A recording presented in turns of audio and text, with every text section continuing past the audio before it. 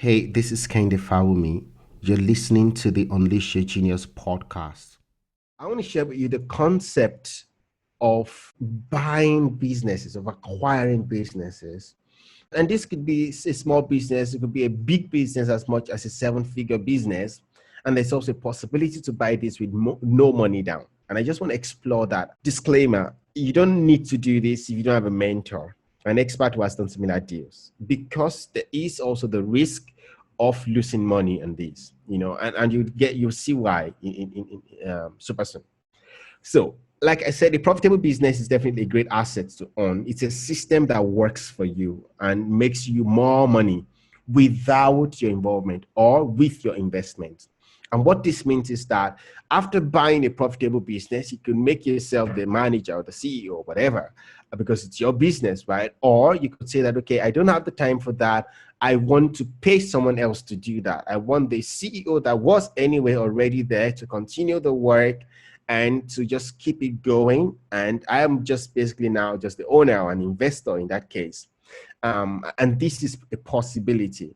But what I want you to see is that a business is an asset if it's profitable. Of course, there are businesses that are liabilities because it takes your money and it's not profitable, and then people go bankrupt, with businesses as well. The question is, why should you consider buying a business? Why should you consider buying it instead of starting one, right?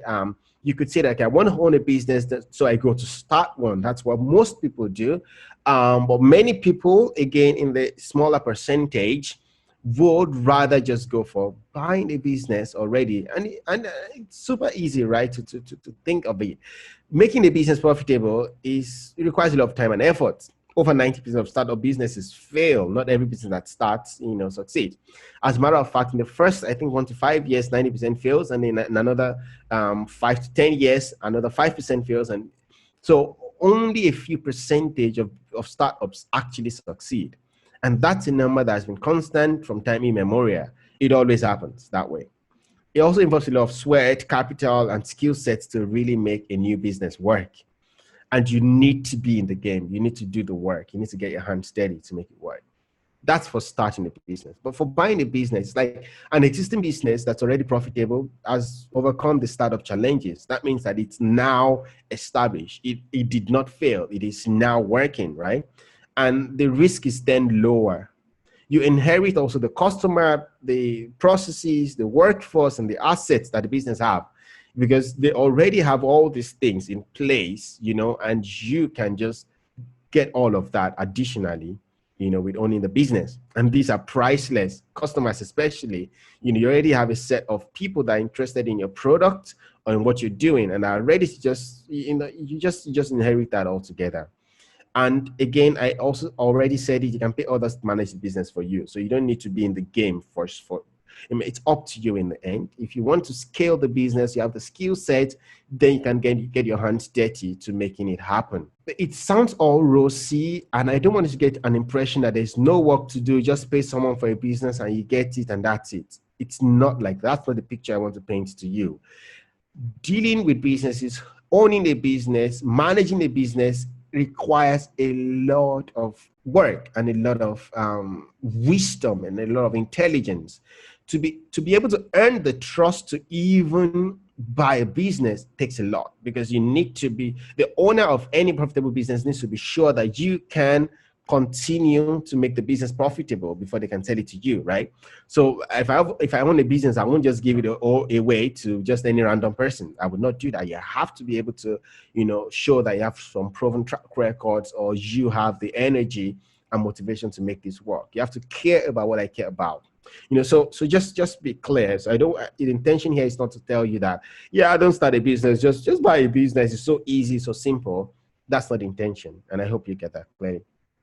So why would someone wants to sell a profitable business, right? I mean, if a business is profitable, why would I sell it?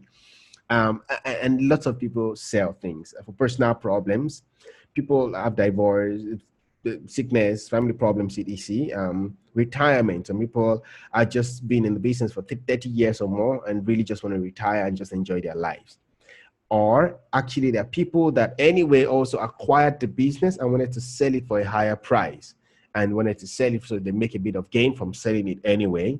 So there are many reasons actually why people want to sell a profitable business. So don't have the mindset that, okay, everyone that has a profitable business wants to hold on to that profitable business for the rest of their lives, and maybe that's even something else. They can only hold on to it for the rest of their lives, right? At some point, they have to let it go. And in many cases, people would not hand it over to their children. Many people don't even have someone to hand it over to. So there are many possibilities, many reasons why people wants to sell a business.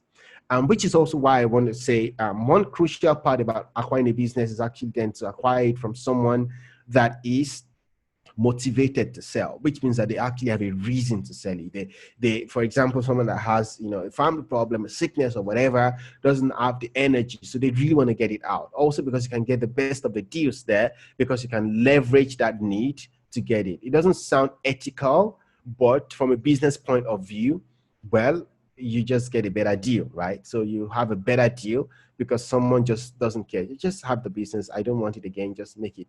Just keep working with it. So there are different reasons, and what's important for you to take note of is that you want to get a motivated seller. The strongest, value I hope all of you will get from this is the understanding of this possibility. Because when we think about owning assets, a business is a very key asset to own. It's very important. I almost can't think of someone that is really, really, rich from a financial perspective that do not have a business, or have a managerial level or CEO energy or power, authority over some form of business, So it's important that we talk about it. I can talk to you about stock market and all those kind of things, but it's important that you have a system that works for you. Also, because if you have a business, you have control over what happens. In the stock market, you actually don't. There are so many external factors that you have no control over, but when you have a business, you have control. You're in control of what this happens. Of course, it depends, of course, also on how much capacity you have to make this happen, and how smart you are in growing a business. And there are, of course, also your acts of God, we'll call them, right? That could also happen, but it's very rare. At the end of the day, it's in your hand how your business grows and how profitable it becomes. That's why it's important, or you talk about owning a business.